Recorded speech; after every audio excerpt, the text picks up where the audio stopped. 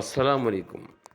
പ്രിയപ്പെട്ട മുഅ്മിനീങ്ങളെ, നമ്മുടെ മുമ്പിൽ ഒരുപാട് ഭീഷണികളും ചോദ്യചിഹ്നങ്ങളും ഉയർന്നു നിൽക്കുന്ന, നമ്മുടെ നിലനിൽപ്പ് തന്നെ ചോദ്യം ചെയ്യപ്പെടുന്ന ഈ കാലത്ത് നമ്മുടെ പ്രശ്നങ്ങൾക്ക് പരിഹാരം ഒന്ന് മാത്രമാണ്: തഖ്വ തിരിച്ചു പിടിക്കുക.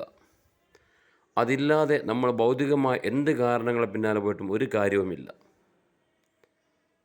അതാണ് മുത്ത് റസൂലുള്ളാഹി തങ്ങൾ നമ്മളെ പഠിപ്പിക്കുന്നത്. വമൻ യത്തഖില്ലാഹ യജ്അൽ ലഹു മഖ്റജ. ആരെങ്കിലും അള്ളാഹുവിന് തഖ്വ ചെയ്യേണ്ടത് പ്രകാരം തഖ്വ ചെയ്താൽ എല്ലാ പ്രശ്നങ്ങളിലും നിന്ന് അവർക്കുള്ള തുറവടിപ്പാടിന് അഥവാ മോചനം പടച്ചവൻ കൊടുക്കും. ആ തഖ്വ തിരിച്ചു കിട്ടണമെങ്കിൽ അള്ളാഹുവിൻ്റെ ചിഹ്നങ്ങളെ നമ്മൾ ബഹുമാനിക്കണം.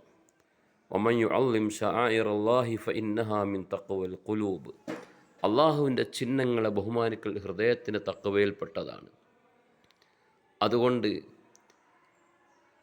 അള്ളാഹുവിൻ്റെ മാസമായ അള്ളാഹുത്തല വല്ലാതെ ബഹുമാനിച്ച റജബ് നമ്മിലേക്ക് കടന്നു വരികയാണ്.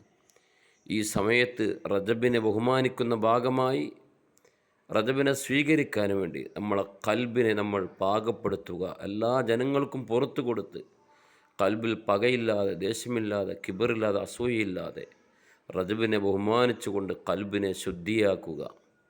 അതോടൊപ്പം നമ്മുടെ പള്ളിയും പരിസരവും അതുപോലെ തന്നെ വീടും പരിസരവും അങ്ങനെ നാം താമസിക്കുന്ന ഇടങ്ങളെല്ലാം നാം കഴിവിൻ്റെ പരമാവധി റജബിനോടുള്ള ബഹുമാനം മനസ്സിൽ കരുതിക്കൊണ്ട് വൃത്തിയാക്കി തഖ്വ തിരിച്ചു പിടിക്കാൻ നോക്കുക.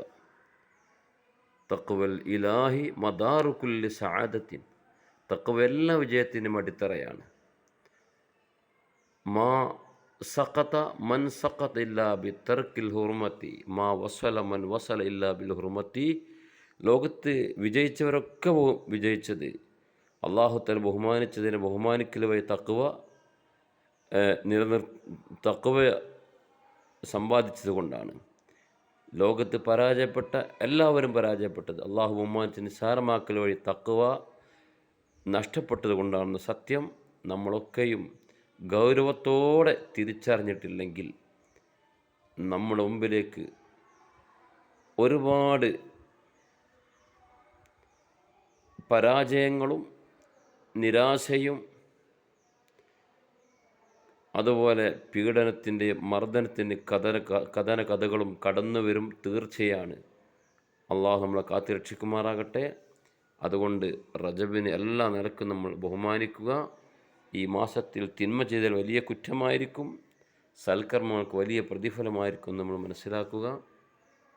അള്ളാഹു റജബിനെ ആദരിക്കൽ വഴി ദുനിയാവും ആഖിറത്തും രക്ഷപ്പെടുന്ന സൗഭാഗ്യം നമ്മൾ ഉൾപ്പെടുത്തുമാറാകട്ടെ. അസ്സലാമു അലൈക്കും.